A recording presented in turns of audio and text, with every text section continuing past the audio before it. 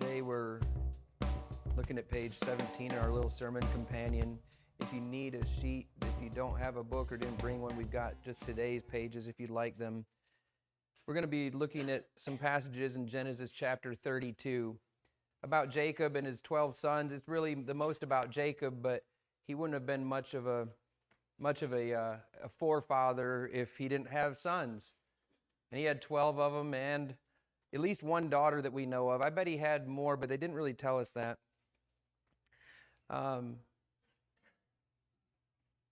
It's a story that's a journey of 20 years, but a lifetime of effect. For 20 years, he has this thing with God that's been looming over him, and God's going to call him to account for it. And I'm going to call us at the end to kind of focus on that and to say, like, what is it that you have maybe had some kind of a deal with God? And I don't recommend that you make deals with God, but let's be honest. Most of us have. You've bargained with Him at some point. God, if you'll just heal my loved one, I'll do this. Some of the biggest leaders in the faith, I think it was it Martin Luther that got caught out in a big storm, and he's like, God, if you just save me, I'll become a monk. And then he did. He's like, I guess I got to go be a monk now, and he thought, I'll never have any kids or anything. And then later he leaves, the monk stuff and the priesthood and gets married. And so, he does. But anyway, some of those things, there's been people in the scriptures that kind of made a deal with God and it didn't turn out so well. They promised something they shouldn't have, and so, don't be that guy. But anyway, Jacob, he makes a bargain with God, and I'm going to talk about that in a second. And first I want to read to you the verses that we're going to look at today. And somebody's looking at my little Bible up here, and they're like, that was almost evil how small they made that print. And I was like, yeah, that's why I have my reading glasses for it. I used to be able to read these words, and, then I got older. So we're starting in Genesis 32, verse 9, just through the first part of verse 13, and then we'll skip down. Then Jacob prayed, O God of my father Abraham, God of my father Isaac. Now notice, he doesn't say my God yet. That's crucial, that's key. God of my father Abraham, God of my father Isaac. O Lord, you said to me, return to your land and to your relatives, and I will make you prosper. I am not worthy of all the steadfast love, the faithful love. We talked about this a few weeks ago. Is this Hebrew word called chesed, and it's this loyal, faithful love that God has for His people. He says, I'm not worthy of all the loyal love, the covenant, faithful love that you have shown your servant. With only my walking stick I crossed the Jordan River, but now I have become two camps of people. Rescue me, I pray, from the hand of my brother Esau, for I am afraid he will come and attack me, as well as the mothers with their children. But you said, I will certainly make you prosper, and I will make your descendants like the sand on the seashore, too numerous to count. And then Jacob stayed there that night. Skip down to verse 22. During the night, Jacob quickly took his two wives, his two female servants, and his 11 sons, and crossed the ford of the Jabbok River. He took them and sent them across the stream along with all his possessions. So Jacob was left alone. Then a man wrestled with him until daybreak. When the man saw that he could not defeat Jacob, he struck the socket of his hip, so that the socket of Jacob's hip was dislocated while he wrestled with him. Then the man said, Let me go, for dawn is breaking. I will not let you go, Jacob replied, unless you bless me. The man asked him, What is your name? He answered, Jacob. And the man told him, You'll no longer be called Jacob, but Israel, because you have fought with God and with men and have prevailed. Then Jacob asked, Please tell me your name. Why do you ask my name? The man replied. Then he blessed Jacob there. So Jacob named the place Peniel, explaining, Certainly I have seen God face to face and have survived. The sun rose over him as he crossed over Peniel, but he was limping because of his hip. That is why to this day the Israelites do not eat the sinew which is attached to the socket of the hip, because he struck the socket of Jacob's hip near the attached sinew. I love that last little bit, by the way, that really doesn't mean too much to us, but it's just kind of like, hey, if you ever wondered why the Israelites don't eat this on the animal, it's because God touched Jacob there. So this whole thing, like, let me give you a little backstory with Jacob. Like, let's go back to in the womb. In the womb, he is a twin with his brother Esau. And the babies are literally fighting in the womb. Some of you women had a baby that like kicked a lot or would give you like acid reflux or heartburn for some reason, however they're able to do that. Not so with them. They were fighting. It was a cage match, you know, like this is like MMA in the womb for them. And they're cage matching inside of their mother's, womb. And she goes to God and she's like, why is this happening? Because, that was her doctor. People just had faith and God did things for them, He still heals us, by the way. Anyway, God says it's because you have two nations within you. Like each of your sons is going to become the father of a nation. And they're fighting for dominance, for their place. And so when they are born, Esau comes out first. He is now going to have the honor of the firstborn son. He'll have twice the inheritance. He'll inherit twice the amount of his father's stuff, a double portion, so that he can continue the legacy of his father. And Jacob was jealous of that his whole life. Even at the moment that they're being born, his hand is grabbing the heel of his brother as they're going through the birth canal. Like he's trying, it's like this time where we were at a pastor's retreat and we were racing go-karts. Pastors get brutal when they're competing with each other, it turns out. And I was put in the slow go-kart in like Pigeon Forge, Tennessee, near Gatlinburg. And I remember going up next to somebody, my cart just would not go. I never lifted, like not for a second, just foot down the whole time. And I couldn't pass anyone, not even the bad drivers. And so I grabbed a cart next to me, like on the bar, and just tried to pull them behind me, like tried to use their cart to pull me forward. That's the only hope I had for any help or leverage on it, And Jacob was trying to do the same thing. He's grabbing at his brother, trying to like slide past him. It's not going to happen. And so his name becomes Jacob or Yaakov. Heel grabber is what it means. It's like a term for a deceiver, somebody that's grabbing the heel and trying to get ahead. And he lives his whole life according to his name. That's why you see when God is wrestling with him, we believe this is the pre-incarnate Jesus Christ. This is Jesus Christ coming down for a time to do a certain thing. That was one of his roles that he would do before he was born into this world through Mary. And he asked Jacob, what is your name? It's almost like confessional time. He has to admit who he is. My whole life, I've been the deceiver. I've been the heel grabber. I've been trying to pull others down so I can get ahead. That's been him his whole life. We'll look at that in a second. And then after he changes his name, he says, now you're Israel, the one who wrestles with God and overcomes. Now that doesn't mean he beat God.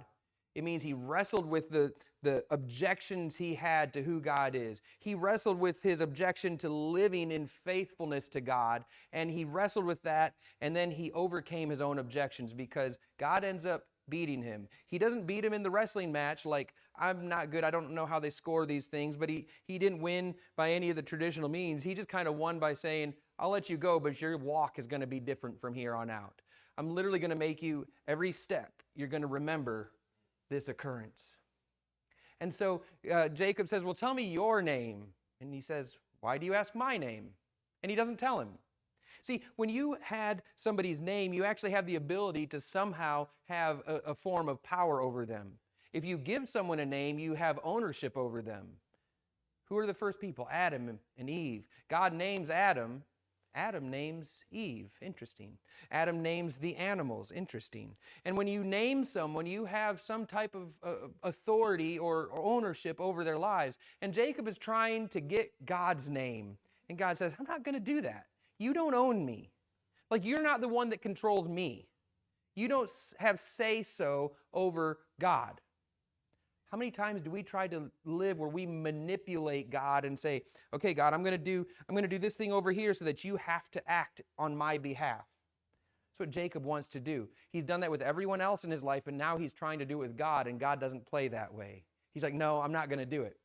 So Jacob, what he did in a nutshell, or as brief as I can tell you, he liked to stay inside, like indoors. They didn't have air conditioning, but he liked to stay in the tent while his brother was a red man and hairy.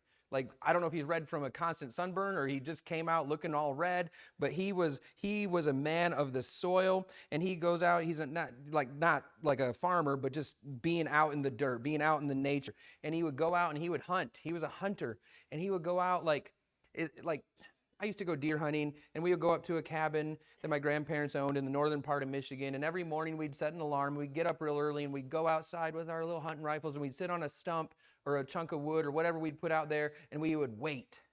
We weren't good hunters, by the way. Like, we didn't have like doe earing and all this dumb stuff we would do and little horn, antlers, or you clack them together. I don't know how to do all that stuff. I was not a good hunter. But he's the kind of hunter that goes out and he like becomes one with the forest, and he hangs out there. He's probably got like the streaks on his face that he rubs some dirt on there to blend in with the trees, like camouflage. And he's ready, and he's ready to hunt something, and he's good at it. Except one day when he wasn't so good, and he doesn't find anything, and he's been out maybe for days, and he comes back and he's hungry. He is famished, and he comes back in, and Jacob has been cooking. Now, I'm not mocking that. Like, some of the best food I've eaten was made by men that were good at their craft. So it's like, women, you got to step it up. Like, women used to be the cooks, and now I know so many men that are just awesome at it. Ladies, you got to step it up, okay? I don't know what it is. Maybe we'll have a battle of the sexes cook-off thing and see once and for all where we're at. I don't know. But like Jacob, he makes some good food, and it's good enough because his brother is willing to sell his birthright. Like, the firstborn, the double portion thing, he's willing to sell that for a bowl of what he calls that red stuff. Some kind of red stew that Jacob has made, and his brother Esau is like, can I have a bowl of that literally for everything? Like, I will give you my birthright for that. How many times have each one of us, like, whatever that bowl is, whatever that thing is, you're willing to trade all of the good things in your life that God has in store for you for that one thing, that one moment? Sometimes, guys, sometimes it was a girl. Girls, sometimes it was a guy. Sometimes it was a drug, a drink, a new car, a job, moving somewhere, buying something. Whatever it might be, you think, this thing, I don't care what the consequences are, I want that thing. And you take it. And then later you find out that wasn't everything. But you got to live with that consequence. Now, God still blesses Esau despite all of this. In fact, he ends up becoming, richer than he could ever dream. The birthright didn't matter so much, is what it turns out. But Jacob, he makes him swear an oath that he would have his birthright. Then later, when his father is getting old, he says, you know what, it's time for the blessing. I'm going to pass on this fatherly blessing to my sons. And so he's going to call in Esau, and he's like, hey, I want you to go out. I love the food that you cook when you shoot an animal. You cook it just right and over a fire. I love that. Can you go cook some wild game for me the way I like it? And Esau says, you got it, Pops. I'm on it. And he goes out to the woods. He gets all his gear, paints his face up, wears his ghillie suit, all this stuff, and he's ready to go hunting. And meanwhile, Rebecca is ready to play a game. She's like, oh, not my boy. Jacob was kind of a mama's boy, and so she's like, not my boy. He's the one that's going to get the blessing. So she's like, listen, Jacob, here's what we're going to do. We're going to have you steal your brother's blessing. And he says, I don't know if you've noticed this, Mom. Esau's really hairy. She's like, yeah, I know, like a lot. How am I going to fake that? She's like, well, we'll just take some goat skins and we'll tie them around your arms and your hands. Like, his hands were hairy, okay? Like, we'll tie them around your hands like an animal. And your dad will touch that and be like, oh yeah, that's Esau. He was as hairy as a goat, okay? That's really hairy. Like, some guys were like, hey, I'm like kind of an embarrassment at the pool, but like he was an animal, okay? And so anyway, so he does that. They cook some food up, probably the goat that they slaughtered for the skins, I don't know. And they bring the food in to Isaac, and he says, here you go, Dad. He's like, that sounds like Jacob. He can't see, by the way. He's getting blind. He's like, that sounds like Jacob. He's like, come here, my boy. He's like, oh, you smell like the earth. Oh, your hair. Yeah, that's Esau. And he's thinking, makes sense. Can't fake that. Well, you can. And Jacob is being deceitful like he's lived his whole life. He's grabbing at his brother's heel still, just wanting to get ahead at the expense of pulling others down. So Isaac blesses Jacob with the blessing that was due to Esau. Now, the interesting thing is God knew this would happen, and he has said, I have actually chosen Jacob over Esau. There are times in the scriptures where even though somebody was born first, that wasn't the order in which God had chosen to use them or to bless them. And this is one of those times. It doesn't mean what Jacob did was right, but it does mean that God had intentions for the life of Jacob. Now, here's the problem with it. His brother is furious when he finds out what has happened. He realizes his brother has gotten ahead of him finally. He's tricked him, and he's furious about it. And so he vows that he's going to wait until his parents die, and then he's just going to murder his brother. Like, I'll get him out of my way. So they find out about this, and Rebekah says, his mother says, you know what? I don't like the men or the women that your brother has married. His brother had married some women that were foreigners, and she didn't like that. And so she says, I want you to go to my kindred's household, go to my brother's household and find a wife there. Now, this is we saw this a couple weeks ago with Abraham. Like, his wife was his half-sister. I don't get it, but I guess it was fine for them. We're not there. Thank you, Lord. But he goes to his basically his uncle's house, finds a first cousin, and wants to marry her. Again, we're not going to go there. I say second cousins are okay to date, not marry, as long as they look really attractive. Second cousins, not first cousins, Like if you want to do that for a generation, you can. I'm not going to be too it wasn't for me. I didn't do it. But if you want to, I'm not going to judge that too much. But first cousins is off. It's off limits. Don't go there. Well, Jacob, the night that he runs away from home, fleeing for his life from the actions that he has done, it's not necessarily that night, but one of the first few nights away from home, he lays his head down on a rock, not very comfy, he's laying on this hard surface, and he has this vision where he sees heaven open up, and there's a ladder, and there's angels going between heaven and earth at this point.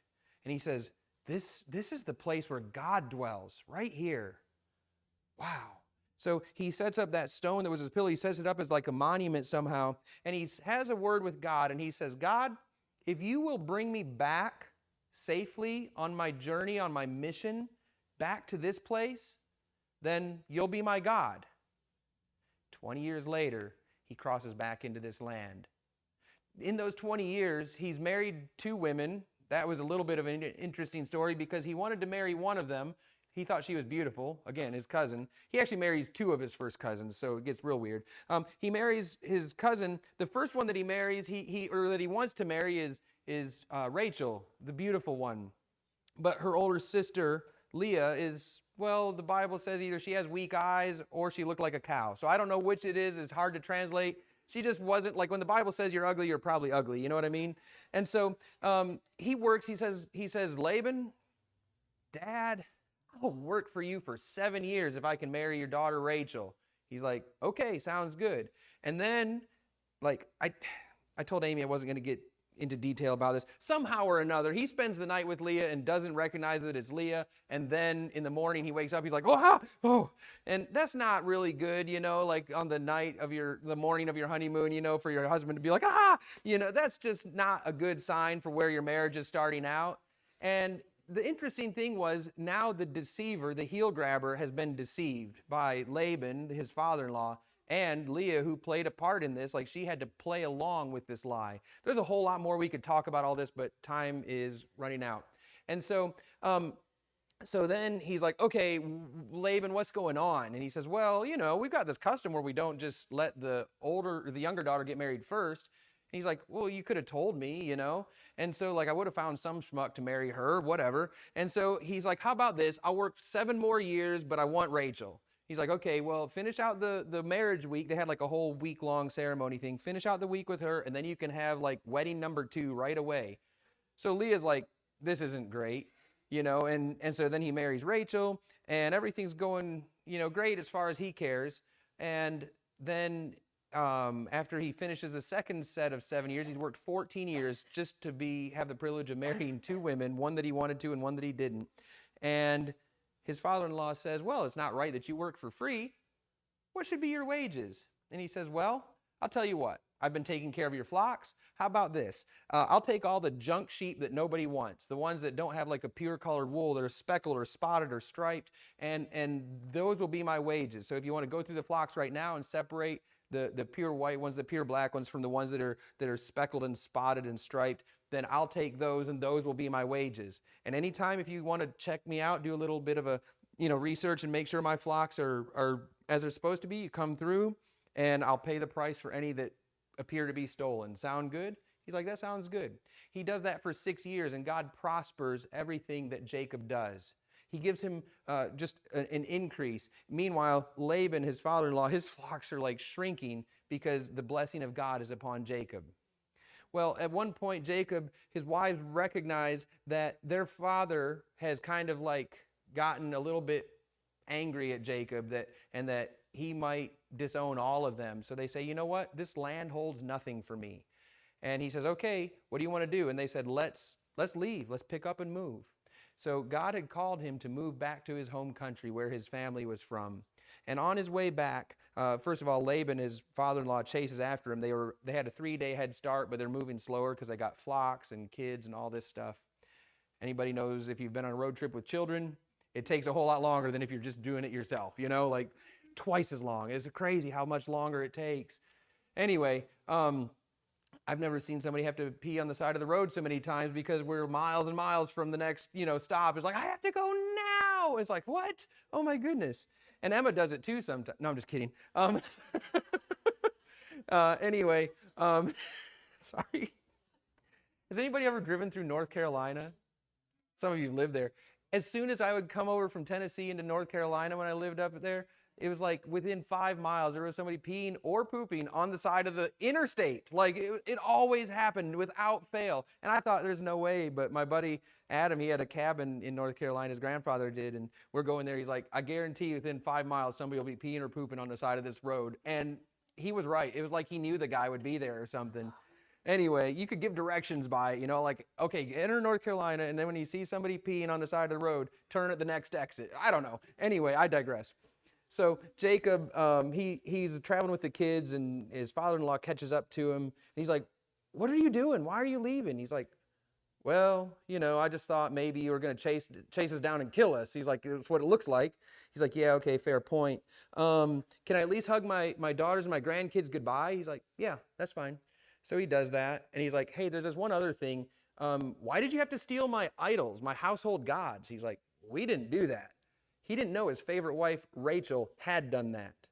And remember when I say sometimes we bargain with God in ways that we shouldn't? Well, he bargained with Laban. He says, listen, if you find them with anybody here, then whoever it is, they get put to death. He just signed the death warrant unknowingly for his favorite wife. By the way, by this time, his wives have had this competition about who can have the most sons for their husband, and it doesn't work very well for the favorite wife, but Leah has a bunch of kids, then Rachel has a kid, and then they both give their servants to him, much like Sarah had done with Abraham. And so they're like, here, have my servant girl have kids with her, and then I'll provide sons for you through my servant girl. Again, marrying cousins, sisters, it all gets really weird back then, but that's how they did it. Let's just move on. So he's got all these wives, he's got all these kids, and then he just signed the death warrant for his favorite one of all of them. And she tricks her own father and says, well, I'm having my monthly time, and so I can't stand up. Well, she was sitting on the idol. She packed him in the saddle of the camel she's sitting on, and so she got away with her life and her father's idols. Later on, in Genesis 35, Jacob's going to have this moment where he tells his family, like he knows that they have idols. And he says, I want you to put away the idols that you have among you. I want you to put away the foreign gods that you have among you. And so he's been all this time running from his past. He's been running from Esau. He's been running now from Laban. And mostly he's been running from God. And Jacob's doing all this, and he's almost back home, and he gets word, and I don't know what kind of a spy network they had. I'd like to think it was pretty awesome, because somehow Esau gets word that his brother's coming back. Like they've got like these people, like these tripwires, where it's like somebody goes somewhere and you're like, who's there? They check it out. He's like, that's your brother coming. And so Esau gets like 400 guys, I think it is, together that are ready to fight. And Jacob is scared for his life and his family's life. So what's he do? He sends his family on ahead of him. I don't understand that tactic, but anyway, he's like, yeah, you guys go first. I'll just see how it goes with you, and if I got to run the other way, I will. Well, instead of being able to do any of that, he meets, I believe, Jesus, and Jesus wrestles with him. And I want to tell you right now that some of you are wrestling with Jesus.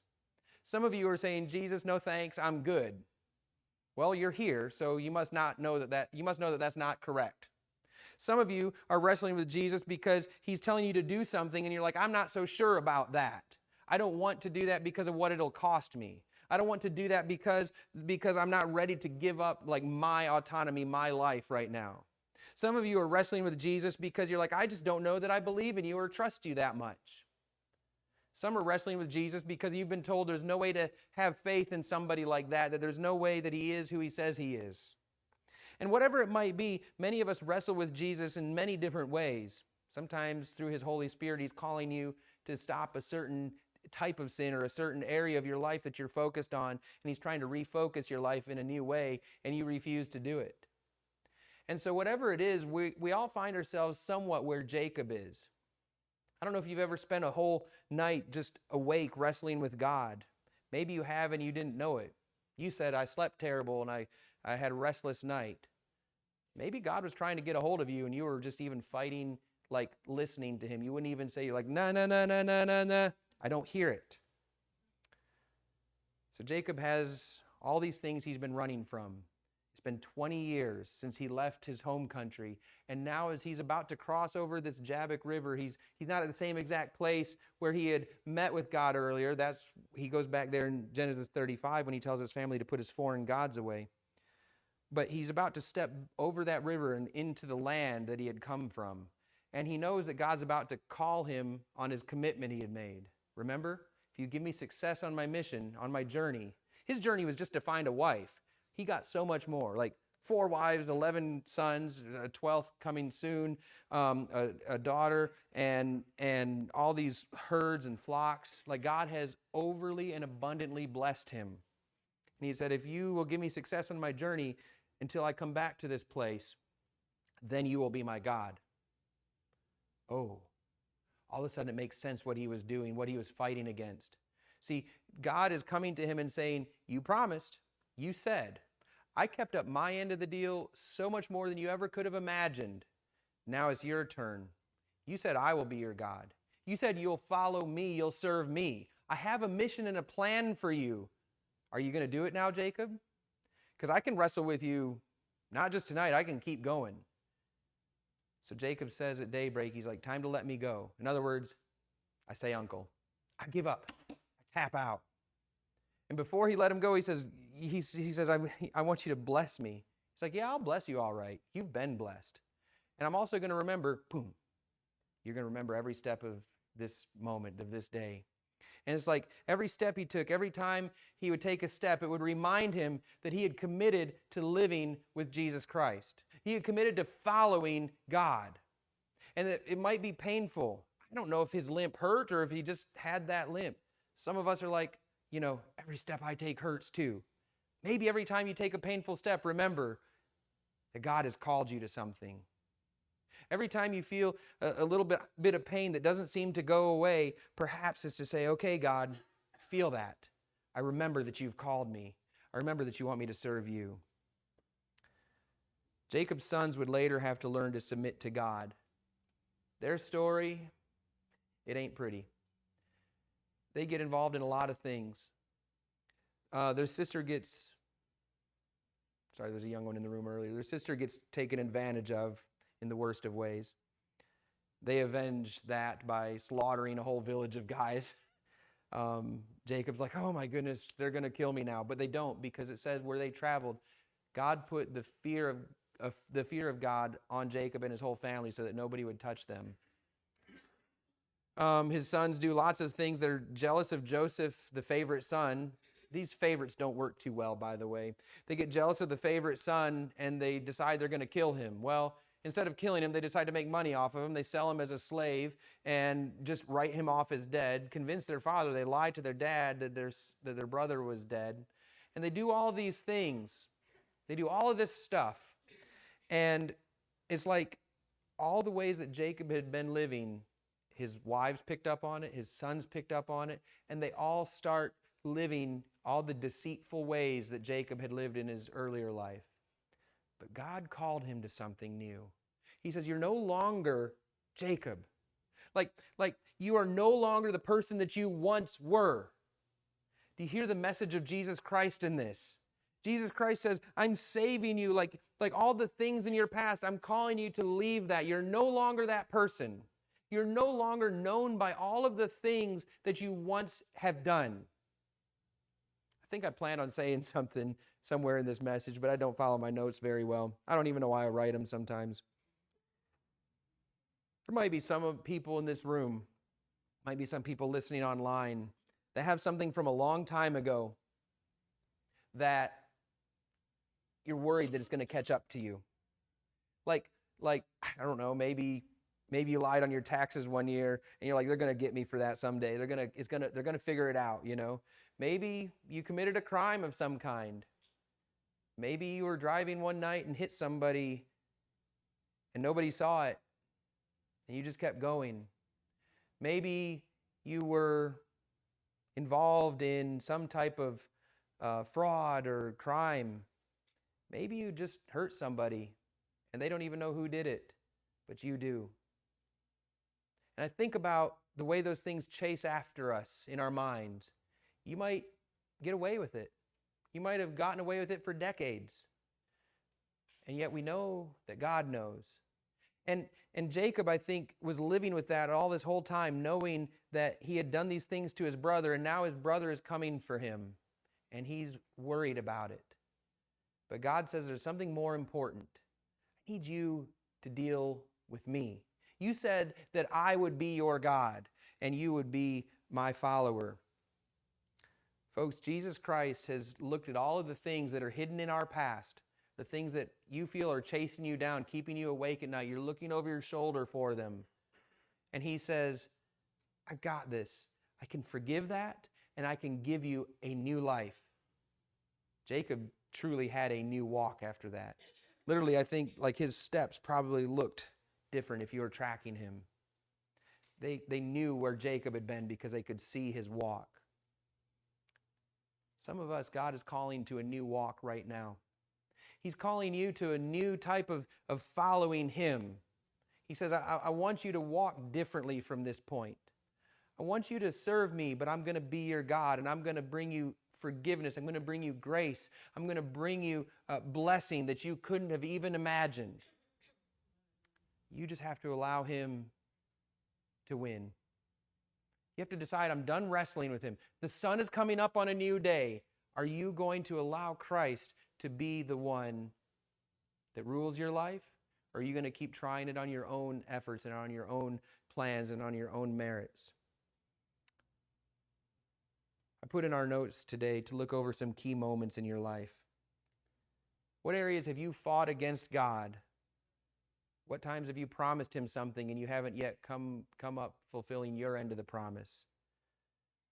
And lastly, is there a call on your life? Something that God has called you to do. He says, you're my servant. I want you to serve me. I want you to live for me in this way. But you haven't done it. Today, I think, is a day for us to follow like Jacob did. Say, I'm not done wrestling with God because I know there's some things that he's going to keep pushing on, but I'm done fighting against him. I'm done telling God maybe tomorrow, maybe next year. Today is the day to follow God. Amen?